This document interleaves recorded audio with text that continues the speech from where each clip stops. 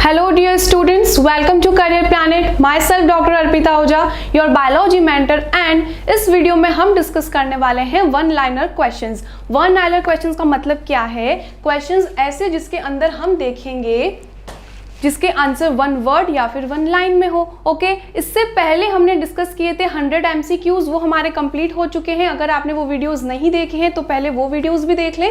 तो इसमें हम देखो स्टार्ट करते हैं। हमारा फर्स्ट क्वेश्चन क्या कहता है? On which plant did sir J C Bose work? J C Bose कौन थे? हमारे इंडियन प्लांट फिजियोलॉजिस्ट थे। तो उन्होंने किस प्लांट पे काम किया था? तो सबसे पहले आपको ये चीज़ पता होनी चाहिए, जो जेसी बोस थे, नोट करते जाइए सारे पॉइंट्स। उन्होंने क्या दिया था? पल्सेशन थ्योरी दी थी। ओके, तो पल्सेशन थ्योरी के लिए उन्होंने किस प्लांट पर वर्क किया था? तो वो था डेस्मोडियम गायरेंस। इस प्लांट पर उन्होंने वर्क किया था एंड पल्सेशन थ्योरी दी थी। ओके, ये थ्योरी क्या कहती है? सुनो, कोई भी स्टेम का जो कॉर्टेक्स होता है उसकी सेल में एक रिदमिक पल्सेशन जनरेट होता है। क्या होता है? एक रिदमिक पल्सेशन जनरेट होता है, उसकी वजह से एसेंट ऑफ सेप बनता है। तो ये थ्योरी जो किसने दी थी? हमारे सर जेसी बोस ने, जो कि एक इंडियन प्लांट फिजियोलॉजिस्ट हैं, और उन्होंने किस प्लांट पे वर्क किया था? डेस्मोडियम गायरन पर। क्लियर हो चुका है आपको फर्स्ट क्वेश्चन। तो हम नेक्स्ट क्वेश्चन की तरफ चलें। देखो नेक्स्ट क्वेश्चन क्या है? व्हाट आर कैपिलरी वाटर, या फिर व्हाट इज कैपिलरी वाटर? तो हमारा first question and second question दोनों किससे आए हैं? वाटर एब्जॉर्प्शन चैप्टर से आए हैं। क्लियर? ठीक है, तो देखते हैं हम इस क्वेश्चन का क्या है answer. What is capillary water? तो इसके अंदर क्या लिखा है सुनना ध्यान से आप लोग। Water that remain in soil after gravitation water is drained out and it shows capillary movement within the spores of pore of soil or cells due to surface tension, cohesion और adhesion। देखो capillary water की एक लंबी सी definition लिखी है यहाँ पे। ये डेफिनेशन हमें क्या समझा रही है कि जो हमारी सॉइल है, इसमें जो टोटल वाटर कंटेंट होता है, उसमें से जो वाटर ग्रेविटेशन की वजह से ड्रेन आउट हो चुका है, यानी कि हमारी जो सॉइल है इसमें जितना भी वाटर, टोटल वाटर था, उसमें से जो वाटर ग्रेविटेशन की वजह से ड्रेन आउट हो चुका है, उसके अलावा जो रिमेनिंग वाटर होता है जो कि सॉइल्स के पोर में रह चुका है, उनको हम क्या कहते हैं? कैपिलरी वाटर कहते हैं। और ये कैपिलरी वाटर क्या करता है? जो रूट है, रूट के थ्रू प्लांट के अंदर एंटर कर जाता है, तो उसकी सेल्स के अंदर भी वो क्या करता है? कैपिलरी मूवमेंट करता है। तो हमारा कैपिलरी वाटर क्या करेगा? कैपिलरी मूवमेंट करेगा। कैपिलरी मूवमेंट वो कैसे करता है? ड्यू टू सरफेस टेंशन, और उसके बाद में दो फोर्सेस होते हैं, एक है cohesion force and adhesion force की हेल्प से ये क्या करता है? कैपिलरी मूवमेंट करता है। तो आपको क्लियर हो चुकी है कैपिलरी वाटर की डेफिनेशन। लर्न करें इसको अच्छे से और नोट डाउन कर लेना। ओके, नेक्स्ट क्वेश्चन की तरफ चलें। Question first and question second दोनों हमारे क्लियर हो चुके हैं। नेक्स्ट देखते हैं। नेक्स्ट क्वेश्चन क्या कहता है? Question 3, what are the types of transpiration and write their names? Transpiration कितने टाइप्स का होता है? ट्रांसपिरेशन चैप्टर से पूछा है ये क्वेश्चन। ओके, ये 3 टाइप्स का होता है। ओके, किस बेसिस पे? फर्स्ट होता है देखो स्टोमेटल, मतलब ड्यू टू स्टोमेटा।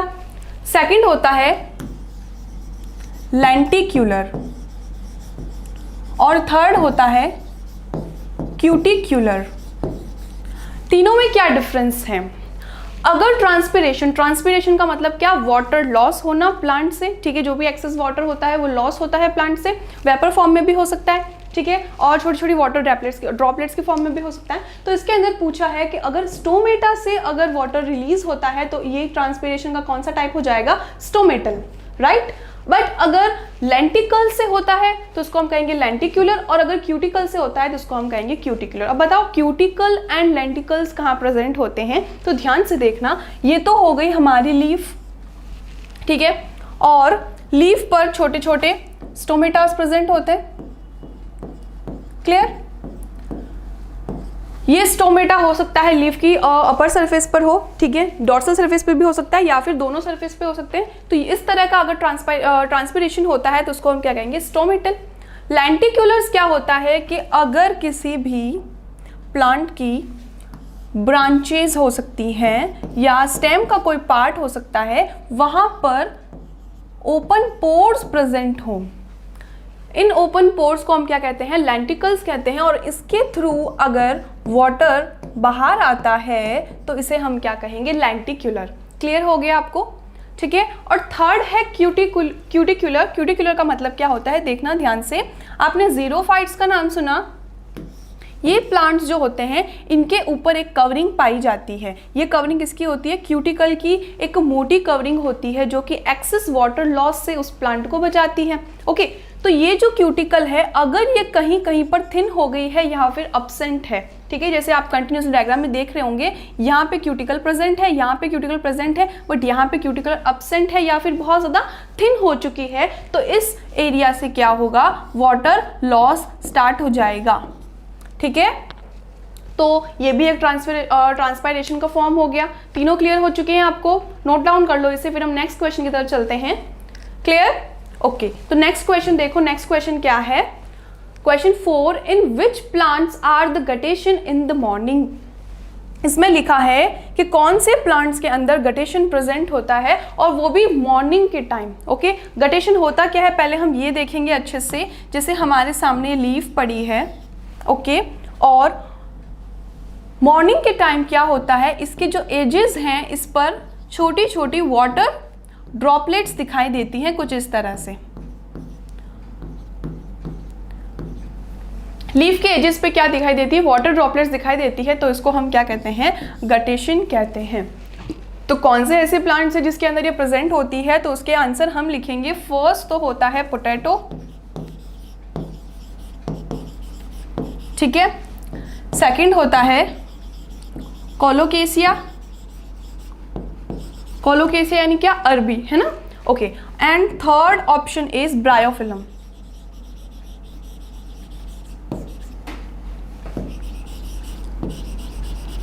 इन तीनों में क्या होता है? मॉर्निंग के टाइम गटेशन देखने को मिलता है। नोट कर लो, पोटैटो हो गया, कोलोकेसिया हो गया एंड ब्रायोफिलम हो गया। क्लियर है आपको सारे? नेक्स्ट क्वेश्चन की तरफ चले। क्वेश्चन 4 कंप्लीट हो चुका है एंड ट्रांसपायरेशन वाला पॉइंट भी आपको क्लियर हो चुका है। नेक्स्ट क्वेश्चन की तरफ चलते हैं। नेक्स्ट क्या है देखिए, व्हाट इज एपिथीम? एपिथीम क्या होता है? ये एक टिश्यू का टाइप है। ये कहाँ मिलता है देखना ध्यान से। हम ड्रॉ करते हैं एक स्ट्रक्चर,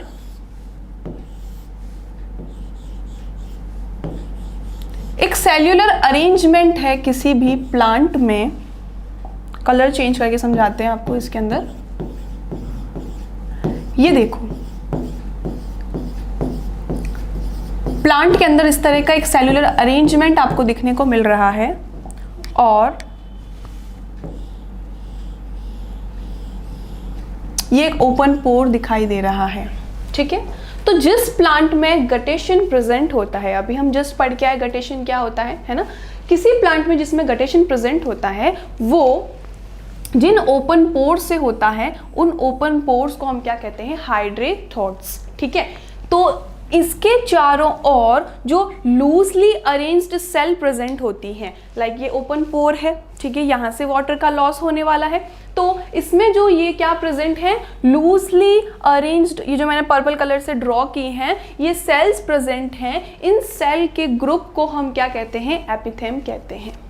क्लियर है आपको? ये पॉइंट अच्छे से समझ में आ गया? नेक्स्ट क्वेश्चन के ऊपर चलें।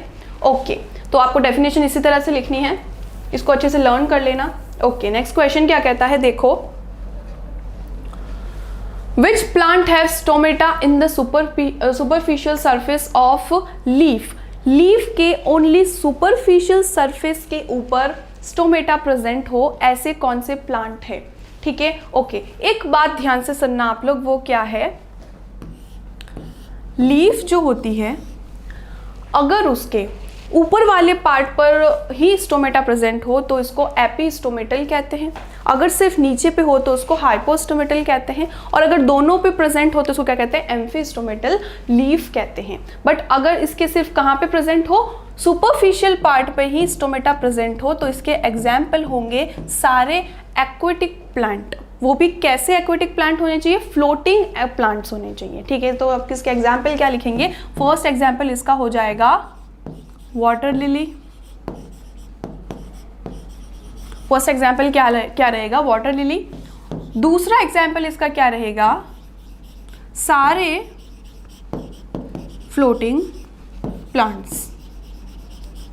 दोनों में क्या होता है, स्टोमेटा ओनली सुपरफिशियल सरफेस पे पाए जाते हैं। उसका रीज़न क्या है, जो उसकी नीचे वाली सरफेस होगी वो तो वाटर के कांटेक्ट में है, तो वहाँ पे स्टोमेटा का क्या फ़ायदा, ट्रांसपिरेशन तो होगा ही नहीं, राइट। क्लियर है आपको। तो क्वेश्चन 6 कंप्लीट हो चुका है। तो हम नेक्स्ट क्वेश्चन की तरफ चलें। ओके, नेक्स्ट क्वेश्चन देखते हैं क्या है। What's the number of stomata in the leaves. Stomata के कितने नंबर के स्टोमेटा टोटल पाए जाते हैं किसी भी लीफ पर। जनरली अगर देखा जाए तो आप इसको याद रखेंगे, 300 पर स्क्वायर mm एरिया पर क्या देखने को मिलते हैं, स्टोमेटा देखने को मिलते हैं। मतलब इतने एरिया में तो 300 हो जाएंगे। अगर लीफ बड़ी है, उसका एरिया बड़ा होगा तो ये और ज़्यादा होते जाएंगे। तो जनरली आपको कितना इसको याद रखना है, 300 स्टोमेटा। क्लियर है क्वेश्चन 7। तो नेक्स्ट क्वेश्चन पे चलें। नेक्स्ट क्वेश्चन क्या है, क्वेश्चन 8 देखना। Who gave the pulsation principle या फिर पल्सेशन थ्योरी एंड व्हेन। अभी जस्ट मैंने आपको फर्स्ट क्वेश्चन में बताया था, हमारे Indian plant physiologist sir JC Bose, Jagdish Chandra Bose जो साइंटिस्ट थे, उन्होंने पल्सेशन थ्योरी दी थी। क्लियर, समझ में आया आपको। और कब दिया था, 1923 में। ईयर आपको याद रखना होगा अच्छे से। तो क्वेश्चन 8 भी हमारा अच्छे से क्लियर हो चुका है। हम नेक्स्ट क्वेश्चन की तरफ चलें। ओके, नेक्स्ट क्वेश्चन क्या है, देखो। Who added nickel as an essential element. Essential element nickel को कौन से साइंटिस्ट ने कहा था। तो वो साइंटिस्ट थे हमारे, सीधा लर्न करना है आपको, डाल्टन। डाल्टन ने निकल को असेंशियल एलिमेंट की लिस्ट में ऐड किया था। क्लियर। नेक्स्ट क्वेश्चन क्या है, क्वेश्चन 10 देखेंगे हम। What is the protein and A protein part of an enzyme called. Enzyme जो होता है उसके 2 पार्ट होते हैं, एक प्रोटिक और एक नॉन प्रोटिक। नॉन प्रोटिक को यहाँ पे ए प्रोटिक लिखा है, एक ही बात है। Protic and non protic part को हम क्या कहते हैं, जो प्रोटिक पार्ट होता है उसको हम कहेंगे apo enzyme, and non protic part को हम कहेंगे कोफैक्टर। और ये दोनों मिलके क्या बना देंगे, होलो एंजाइम। ओके, क्लियर हुआ ये बात आपको अच्छे से। तो जो होलो एंजाइम होता है वो 2 पार्ट से मिलकर बना होता है, एक प्रोटिक पार्ट होता है, एक नॉन प्रोटिक पार्ट होता है। प्रोटिक पार्ट को हम कहेंगे एपो एंजाइम, ओके, और नॉन प्रोटिक पार्ट को हम क्या कहेंगे, कोफैक्टर। क्लियर ये क्वेश्चन। ये क्वेश्चन कहाँ से पूछा गया है, एंजाइम वाले चैप्टर से हमें ये क्वेश्चन पूछा है। हम नेक्स्ट क्वेश्चन की तरफ चलते हैं। देखो नेक्स्ट क्वेश्चन क्या है, क्वेश्चन 11 क्या कहता है, right the dental formula of human. ये क्वेश्चन तुम्हारे MCQ में भी पूछा था, बट वो मिल्क टीथ के लिए पूछा था। ठीक है, यहाँ पर आपको किसका डेंटल फॉर्मूला पूछा है, एक अडल्ट ह्यूमन का डेंटल फॉर्मूला पूछा है। वो कितना होता है, देखो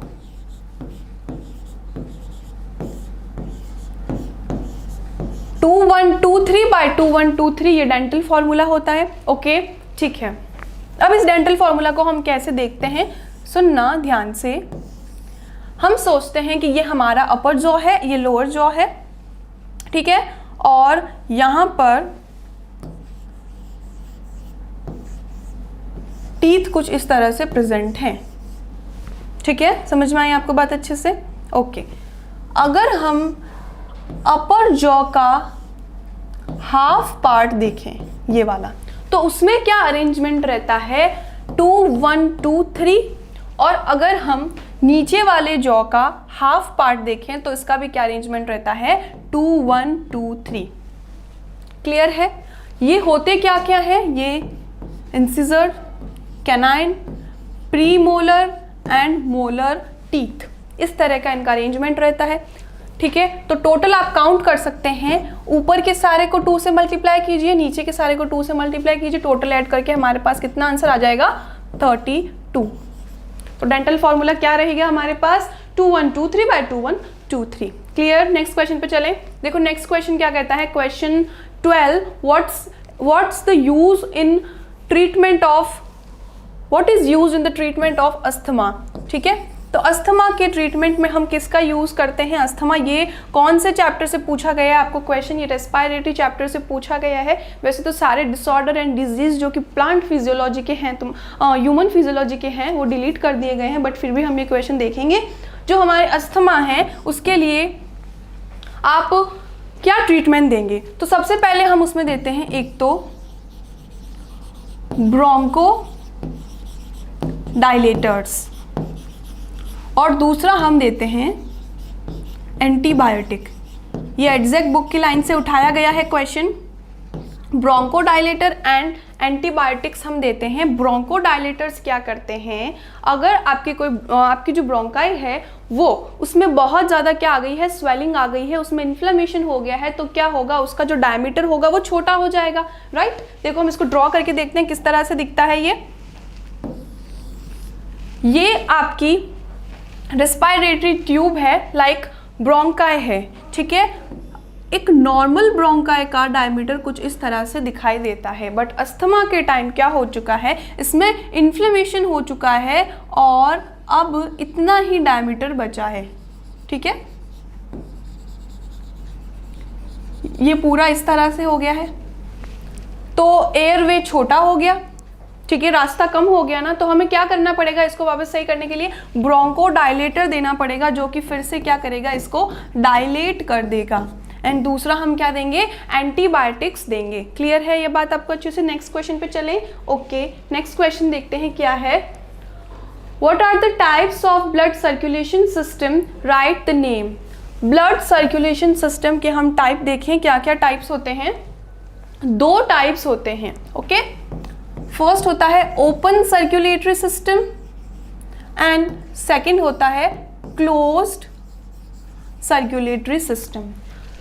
किस बेसिस पे हमने इसे ओपन एंड क्लोज कहा है, तो ध्यान से सुनिए। अगर सर्कुलेटरी सिस्टम में ब्लड फ्लो जो है वो क्लोज्ड ट्यूब्स में होता है, लाइक अपना जो बॉडी का सर्कुलेटरी सिस्टम है इसके अंदर ट्यूब्स पाई जाती हैं, जिनको आर्टरीज कहते हैं, वेन्स कहते हैं, ठीक है, कैपिलरी होती हैं। तो ये सारी क्या है, ट्यूब्स हैं, सारी क्लोज्ड हैं, जिसके अंदर ब्लड होता है। लेकिन ओपन के अंदर क्या रहता है, ये कोई भी तरह की ट्यूब्स इसके अंदर नहीं प्रेजेंट होती है, ब्लड फ्रीली फ्लो करता है। तो 2 टाइप के सर्कुलेटरी सिस्टम हो गए हमारे पास, open and close. Okay, question 13 complete हो चुका है। नेक्स्ट क्वेश्चन देखते हैं, क्वेश्चन 14। वो क्या कहता है, state the main function of kidneys in the body.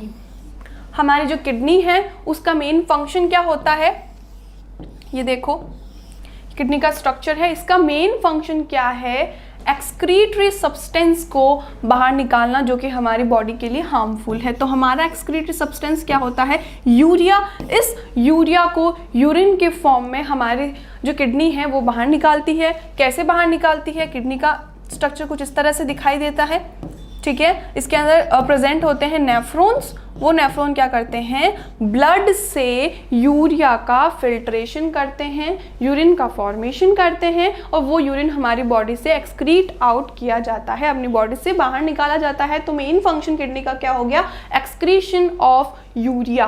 Clear है, यूरिया को क्या करना, एक्सक्रीशन करना। इसके अलावा एक और किडनी का फंक्शन होता है, वो क्या होता है, ब्लड प्रेशर को रेगुलेट करना। हमारी बॉडी का जो ब्लड प्रेशर है उसको रेगुलेट करने का फंक्शन भी होता है। क्लियर, नेक्स्ट क्वेश्चन पे चलें। ओके, नेक्स्ट क्वेश्चन देखिए क्या है। Next question, question 15, what are the structural and functional unit of kidney. What is the, बोलिए, क्योंकि एक ही स्ट्रक्चरल एंड फंक्शनल यूनिट है। What is the structural and functional unit of kidney, क्या होती है, नेफ्रॉन। नेफ्रॉन का नाम सुना आपने, यस। तो इसका आंसर क्या हो जाएगा, नेफ्रॉन। ओके, नेफ्रॉन का थोड़ा सा स्ट्रक्चर देख लेते हैं हम, किस तरह से दिखाई देता है। ये पीसीटी होती है, यहाँ पे हेनले लूप बनता है,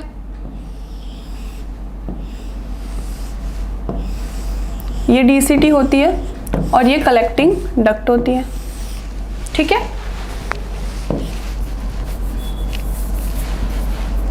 इसको फिर से ड्रॉ कर लेते हैं। तो कुछ इस तरह से हमारी किडनी का जो नेफ्रॉन होता है वो दिखाई देता है। इसे हम स्ट्रक्चरल एंड फंक्शनल यूनिट क्यों कहते हैं, क्योंकि जो एक्सक्रीशन का फंक्शन होता है वो अगर हम सबसे स्मॉलेस्ट लेवल देखें तो नेफ्रॉन के लेवल पर होता है। कैसे होता है, तो नेफ्रॉन के अंदर बोमन कैप्सूल होता है, ठीक है। ग्लोमेरुलस से क्या होगा, ब्लड फिल्टर होके बोमन कैप्सूल में आएगा। ये रहा बोमन कैप्सूल, बोमन कैप्सूल से वो पीसीटी में आएगा, हेनले लूप से होते हुए डीसीटी से होते हुए कलेक्टिंग डक्ट तक जाएगा। इसका एक बहुत बड़ा मैकेनिज्म होता है जिसे हम यूरिन फॉर्मेशन के नाम से पढ़ते हैं। तो आपको याद रखना है structural and functional unit kidney की क्या हो जाएगी, नेफ्रॉन हो जाएगी। नेक्स्ट क्वेश्चन क्या है, देखो नेक्स्ट क्वेश्चन कह रहा है आपको डक्ट ऑफ बेलिनी किसे कहते हैं। डक्ट ऑफ बेलिनी क्या होती है, तो ध्यान से सुनिए। हर किडनी के पास क्या प्रेजेंट है, नेफ्रॉन्स प्रेजेंट है। मैं बहुत ही ज़्यादा छोटा छोटा डायग्राम बना रही हूँ। सारे किडनी के पास क्या है, नेफ्रॉन प्रेजेंट है। नेफ्रॉन से क्या होगा, थिन डक्ट्स निकलेंगी, ठीक है। ये सारी डक्ट क्या करती हैं, एक सिंगल लार्ज थिक डक्ट के अंदर खुलती है। उस कलेक्टिंग डक्ट को हम क्या कहते हैं, डक्ट ऑफ बेलिनी कहते हैं। क्लियर हो गया। तो डक्ट ऑफ बेलिनी का मतलब क्या हो गया, जो सारे नेफ्रॉन्स हैं इनकी जो कलेक्टिंग डक्ट होती है जो यूरिन को लेकर आती है वो एक लार्ज थिक कलेक्टिंग डक्ट में खुलती हैं। उस डक्ट को हम क्या कहते हैं, डक्ट ऑफ बेलिनी कहते हैं। क्लियर है आपको, ये कलेक्टिंग डक्ट है, वो भी duct of Bellini. Next question पे चलें, ठीक है। नेक्स्ट क्वेश्चन क्या है देखेंगे हम। Question 17, what is glomerulus filtration. Glomerulus filtration क्या होता है, तो इसका मतलब देखिए ये है हमारा बोमन कैप्सूल। कंटिन्यूसली आप देख रहे हैं सारे क्वेश्चन किससे पूछे गए हैं, एक्सक्रीटरी सिस्टम से पूछे गए हैं। इसके अंदर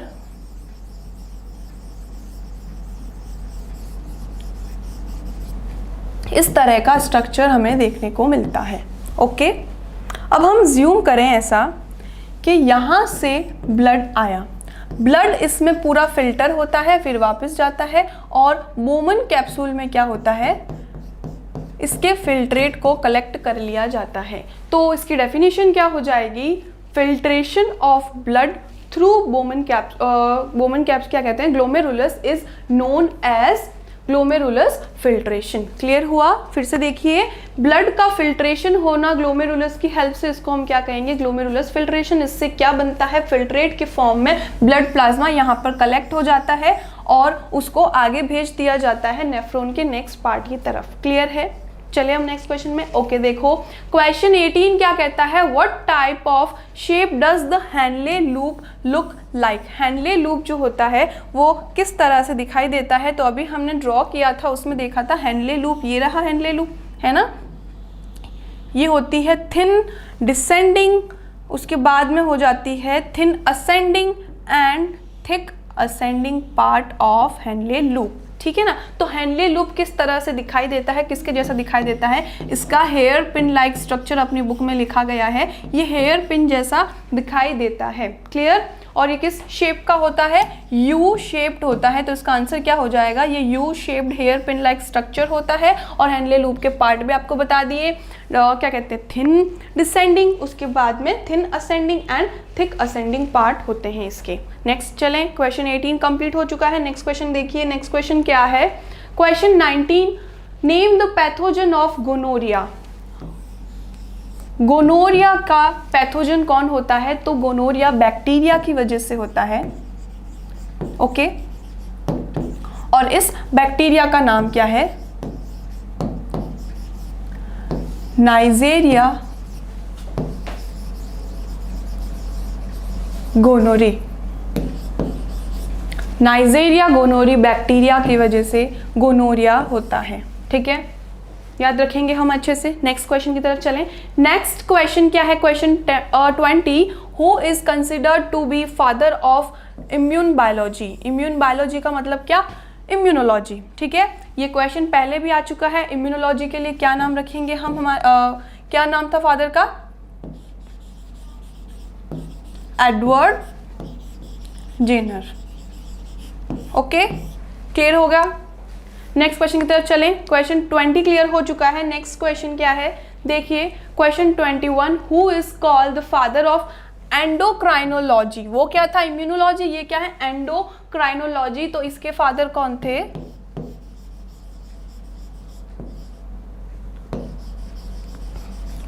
थॉमसन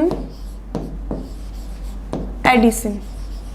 ठीक है, क्लियर है क्वेश्चन? नेक्स्ट क्वेश्चन करें। Question 22, if there is deficiency of ADH in the body what will be the effect?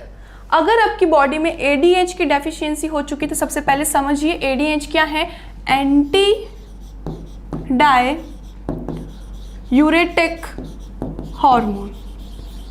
ठीक है, ADH एंटी डाययूरेटिक हार्मोन होता है। अगर आपकी बॉडी में इसकी डेफिशिएंसी हो चुकी है तो यूरिन में वाटर कंटेंट बढ़ जाएगा, मतलब वाटर ज़्यादा होगा। उसकी वजह से यूरिन का क्या होगा? वॉल्यूम इंक्रीज हो जाएगा। तो हमारे ब्लड से ज़्यादा वाटर यूरिन के साथ निकलेगा तो हमारे ब्लड में क्या हो जाएगा? वाटर का लॉस हो जाएगा। ठीक है, तो उसकी वजह से आपकी बॉडी में हो जाएगा डिहाइड्रेशन, और डिहाइड्रेशन हो चुका है, ब्लड में वाटर कम हो चुका है तो ब्लड का वॉल्यूम डिक्रीज हो जाएगा। यहाँ पे यूरिन का वॉल्यूम तो इंक्रीज हो चुका है क्योंकि यूरिन में यूरिया के साथ ज़्यादा क्वांटिटी में वाटर आ चुका है। ओके, तो उस वजह से हमारे ब्लड का वॉल्यूम क्या हो जाएगा? कम हो जाएगा, और BP यानी कि ब्लड प्रेशर जो है वो डिक्रीज हो जाएगा। अगर इसको करेक्ट नहीं किया गया, ADH की अगर डेफिशिएंसी कंटिन्यूसली बनी रही, हो सकता है उस पर्सन की डेथ भी हो जाए क्योंकि BP बहुत ज़्यादा कम हो गया है, डिहाइड्रेशन बहुत ज़्यादा हो गया है। तो क्लियर हो गया, ADH क्या होता है? एंटी डाययूरेटिक हार्मोन होता है जिसकी वजह से हमारे यूरिन में वाटर कंटेंट ज़्यादा हो जाता है। नेक्स्ट क्वेश्चन देखते हैं। नेक्स्ट क्वेश्चन क्या है? Question 23, right the name of the primary genitals in human. किसमें देखना है? Male and female. मेल और फीमेल के रिप्रोडक्टिव पार्ट्स जो हैं उसमें से सबसे प्राइमरी कौन होते हैं? तो देखिए, पता है सबको, मेल में तो होगा टेस्टिस, ओके, एंड फीमेल में क्या होगा? ओवरी। ठीक है, क्यों ये मेन क्यों है? प्राइमरी जेनिटल्स क्यों है? क्योंकि जो टेस्टिस होता है वो स्पर्म प्रोडक्शन करता है, ओवरी जो होता है वो एग प्रोडक्शन करता है, इसलिए। नेक्स्ट चले। नेक्स्ट क्वेश्चन 24 क्या कहता है? Who termed hormone as stimulant. Stimulant किसने कहा था? तो देखिए, हार्मोन्स की जब डिस्कवरी हुई थी उससे पहले उसके अलग अलग नाम रखे गए थे। तो स्टिमुलेंट किसने कहा था? एक साइंटिस्ट हैं स्टर्लिंग। स्टर्लिंग साइंटिस्ट जो थे, इन्होंने कहा था कि ये एक स्टिमुलेंट है, ये एक एक्साइटिंग सब्सटेंस है, ऐसा हार्मोन के लिए उन्होंने कहा था, डेफिनेशन भी दी थी। तो इसके अकॉर्डिंग इसका करेक्ट आंसर क्या हो जाएगा? स्टर्लिंग। नेक्स्ट क्वेश्चन पे चले।